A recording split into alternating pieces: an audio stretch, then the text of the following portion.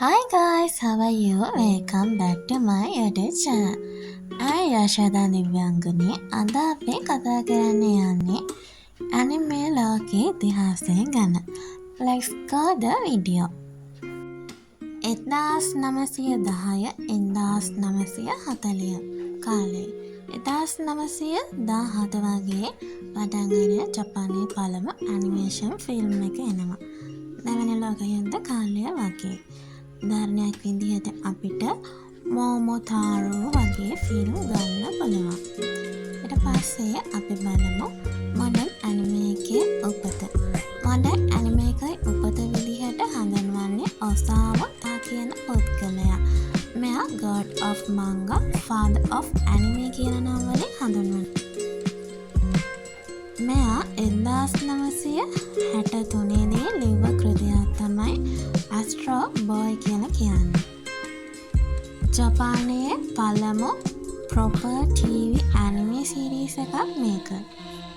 ඊට පස්සේ 1990 2004 කාලය global explosion එකක් කියලා හඳුන්වනවා. මේ කාලෙදී Dragon Ball 1986, Sailor Moon 1992, Pokemon 1997,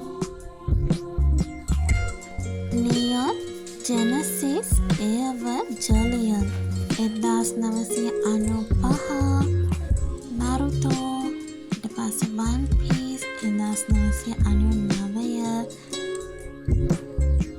Bleach 2004 මේ වගේ TV series පටන් ගන්න තියෙනවා. Anime ජනප්‍රිය වුණාම characters වලට dress up වෙන culture එකක් හැදුණා.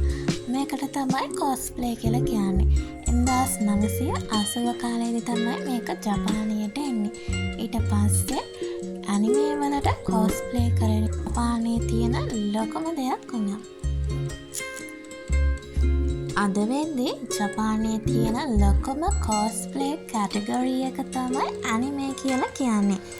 ඉතින් අදට වීඩියෝ එක ඉවරයි. වීඩියෝ එක හොඳයි කියලා හිතනවා නම් වීඩියෝ එකට like කරලා channel එක subscribe කරලා notification bell icon එකත් all දුන්නොත් ආයෙ මම වීඩියෝ එකක් දාද්දි ආගාවට මගේ වීඩියෝස් ගෙන්න ගන්න පුළුවන්. එහෙනම් මම ගෙන්න thanks for watching. සම්ම දවසක් අලහමටම